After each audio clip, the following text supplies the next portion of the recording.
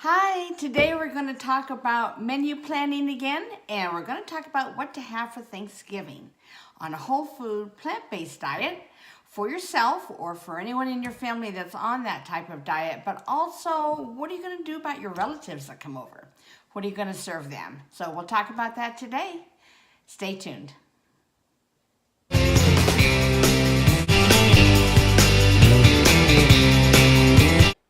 Hi, how's everybody doing? Well, my name is Debbie and welcome to the Starch Frenzy. Now today we're going to talk about menu planning for this week, and I'm also going to go over with what I'm doing for Thanksgiving. We're going to have everybody here. We have about, I guess, 19 now, not including a little baby. So that'll be so much fun. I'm really looking forward to it. So what do you do for Thanksgiving when you've got a lot of people coming over, and some of us, a few of us, are whole food plant-based, some of us are trying to be, some of us are vegetarians more likely, and some of us, well, gosh, we just love what we've always had for Thanksgiving. So we eat a regular standard American diet.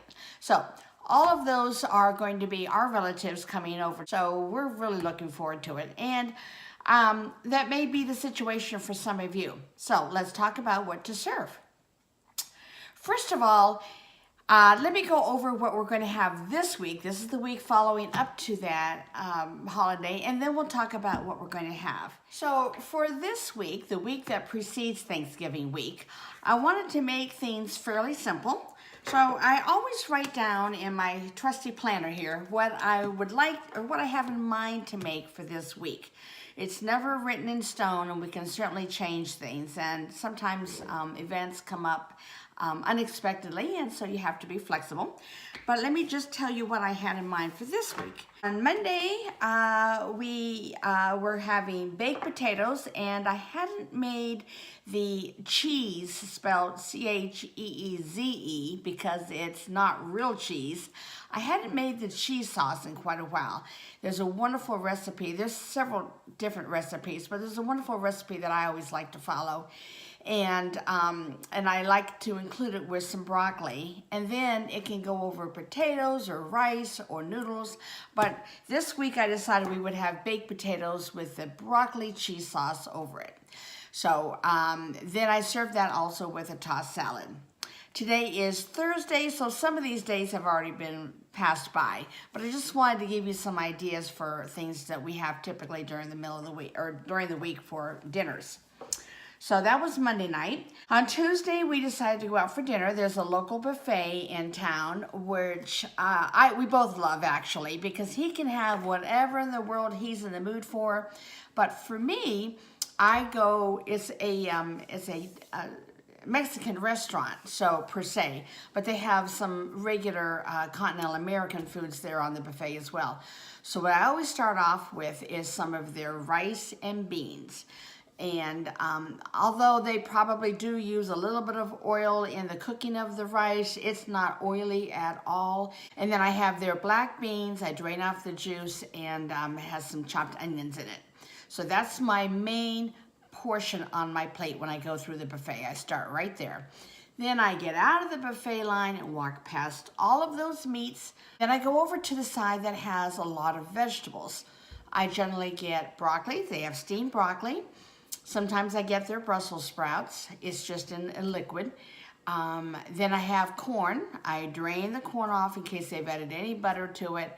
So again, this is not a totally pure meal for me, but it's darn close, and it's a night out, so I enjoy it. So I put, okay, I've got rice and black beans, and then I put a side of corn, a side of broccoli, and sometimes they'll have some little baby red potatoes with parsley sprinkled on them. I might get one or two of those. This time they had a couple of pieces, they had some ziti with some marinara sauce. So I had just 3 or 4 pieces of ziti with marinara on it, separate from any of the meat. And let's see what else. Oh, okay, then I round the corner and they always have a great big bin of shredded lettuce. So I top my plate with lettuce. Then I put on some fresh pickled de gallo. And then I walk around. There's nothing really else. I'll come back later for dessert. I'll tell you what I get for dessert. But once in a great while, I'll get a roll, normally not. And then when it's time for dessert, two nice little wedges of a delicious red, crisp, cool, sweetened watermelon. It was the perfect topper to my dinner. So that's what we did for Tuesday night.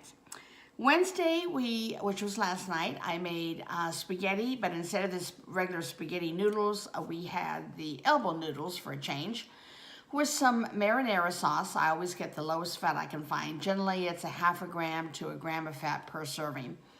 And with that, I added in some steamed broccoli. And then I had a tossed salad, and we had a little bit of bread with that. So that was last night. Now tonight, I'm going to make a simple dish. I'm going to water saute, or maybe I'll use a little bit of vegetable broth, some onions and peppers. And then I'm going to set that aside. I'm going to make yellow rice. Now, yellow rice, you have to be real careful when you buy it. I've bought brands that either come like in a cellophane package or sometimes in a box mix. And I've gotten some that have just basically the rice and some seasoning packet that has turmeric in it. That's what gives it that yellow color, and then some Spanish style seasonings in it. But a couple of times I've picked up the package and I always read the ingredients, and I'll be darned if they don't put in dried milk solids and chicken fat, of all things. Anyway, I make sure that there's no dried milk solids, no egg product, which I don't run into too often, and that darn chicken fat. Along with the yellow rice, I'm going to make a side of black beans. And so what I'm going to do is have the yellow rice, put the black beans on top, and load it with the onions and peppers. And then we'll serve that with a green salad with tomatoes and my regular fat-free dressing. And I might have an apple. You know, those good golden, not golden delicious, but they're called opal. They're like extra bright yellow apples that are out this time of year. They are super sweet. I'll probably have that for dessert. And generally I have my dessert an hour or two later. So anyway, that's what we're going to have for tonight's dinner. Now, tomorrow night we're going to have what I like to have about once a week is vegetable subs and soup. I generally have some soup that I make in big batches and have some frozen, or I'll make a fresh soup on the side, but I may just take out something I already have frozen. It's a nice, easy, quick meal. Then my sub basically is just salad in the sub. It's like a chopped salad with all my regular salad ingredients. I open up a small sub roll, put on some mustard, put my salad in there, drizzle a little bit of dressing, or I like red wine vinegar is real good too. And a little bit of salt, pepper, and a little bit of oregano. And I have a nice big thick hearty sub to have with my soup. Now that's for Friday night. On Saturday night, we're going to have a leftover. I made a double recipe of it, so I have a lot left over, but it's frozen. It's the enchilada black bean chili. I serve that over rice. I love rice. I'll probably have a salad with that. You cannot have too many tossed salads in my book, because that's how I get my greens in. And Sunday, we're going to have veggie burgers.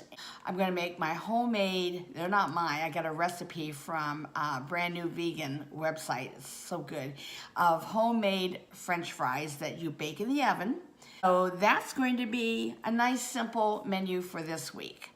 Now, for Thanksgiving, this year, we're going to have, like I said, a lot of people coming. So we're going to have 2 types of meat. I'm going to let my sister do the turkey. I'm just going to get a ham that we can bake in the oven. The less that I touch and prepare the meat, the happier I am, because I just don't agree with eating meat anymore. So anyway, but we have people, we have friends and family that are coming over, or basically all extended family, that they do eat the meat. So I'm going to serve that for Thanksgiving.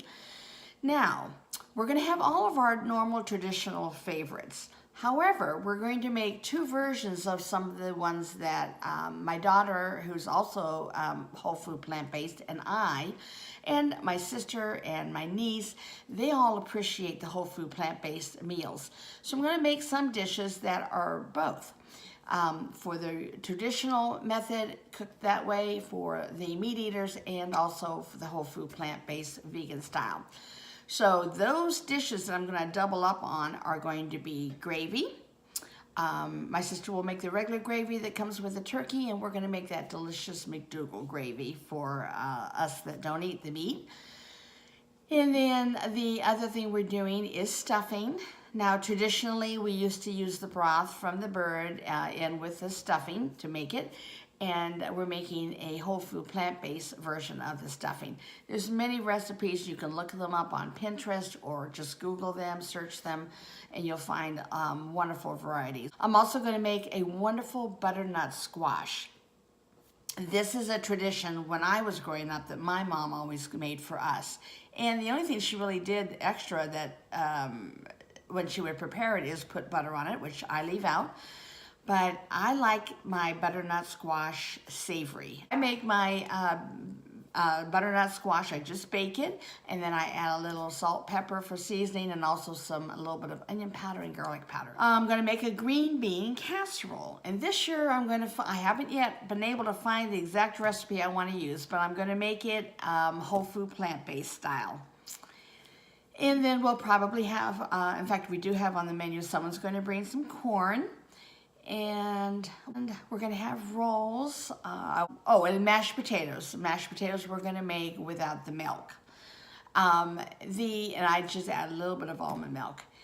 And by the time you put mashed potatoes and gravy, stuffing, green bean casserole, butternut squash, corn, I don't care for cranberry sauce, but you could always have cranberry sauce. We always have a little crudity tray that has a sliced celery and olives. I don't eat the olives, but I love the celery. It's that nice, cool, crisp taste with the vegetables. Gosh, my plate is full, and I haven't had all the things that I wouldn't eat normally.